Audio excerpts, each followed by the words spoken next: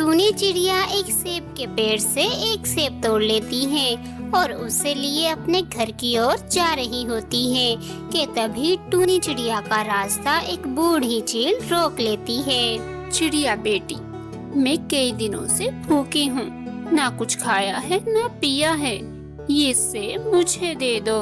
बूढ़ी चील की बात सुनकर टूनी चिड़िया सोच में पड़ जाती है। घर पर मेरी बेटी भूखी है और यहाँ पर ये चील, अब मैं ये सेब घर ले जाऊं या इसे दूं, क्या करूं? ऐसे सोचते हुए टूनी चिड़िया चील से कहती है, ये ले माँ जी, ये सेब आप खा लें, हमसे ज्यादा आप जरूरतमंद हैं। चिड़िया बेटी, तुम बहुत दयालु हो, ये लो मिठाई का डब्बा।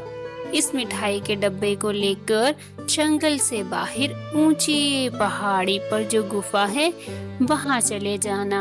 उस गुफा के अंदर तुम्हें एक तोता मिलेगा, वो तुम्हें देखकर तुमसे ये मिठाई मांगेगा। उस तोते के पास एक चक्की होगी, तुम मिठाई के बदले में उससे वो चक्की मांग लेना।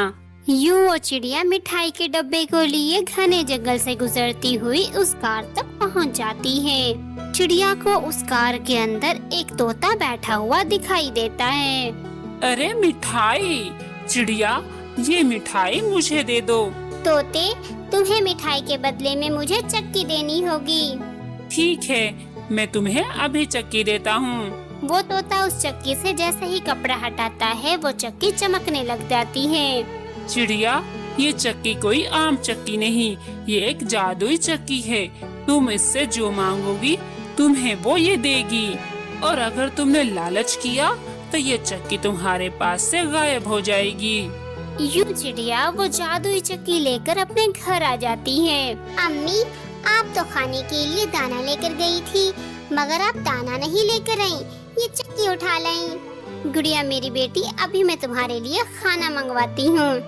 ए मेरी प्यारी चक्की, चांद से परियां आएंगी और हमको खाना दे जाएंगी। जैसे ही चिड़िया ये अल्फाज बोलती है, उनके सामने 3 तरह के खाने आ जाते हैं। चक्की का जादू देखकर वो माँ बेटी बहुत खुश होती हैं। अगले ही दिन से टूनी चिड़िया अपने जंगल के सभी गरीब पक्षियों को मुफ्त में खाना खिलाती और उनकी खूब मदद करती।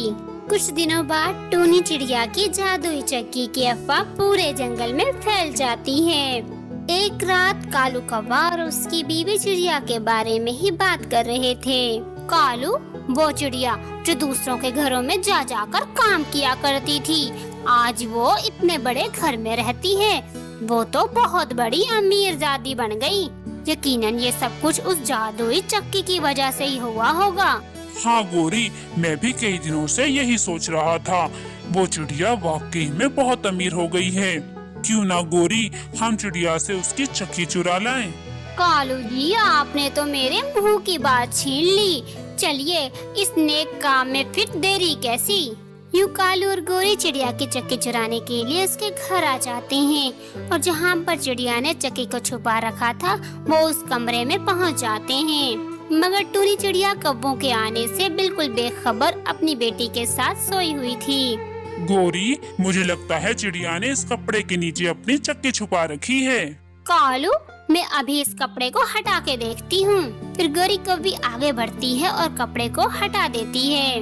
उस जादुई चक्की को उन कौवों के इरादों के बारे में पता चल जाता है। फिर वो चक्की उन कौवों के सामने एक जादुई झाड़ू निकालती है और फिर वो जादुई झाड़ू उन कौवों की खूब जमकर धुलाई करता है। फिर वो कौवे चिड़िया के घर से डर के मारे भाग निकलते हैं। यूं वो कौवे आगे आगे और वो जादुई झाड़ू उनके पीछे पीछे।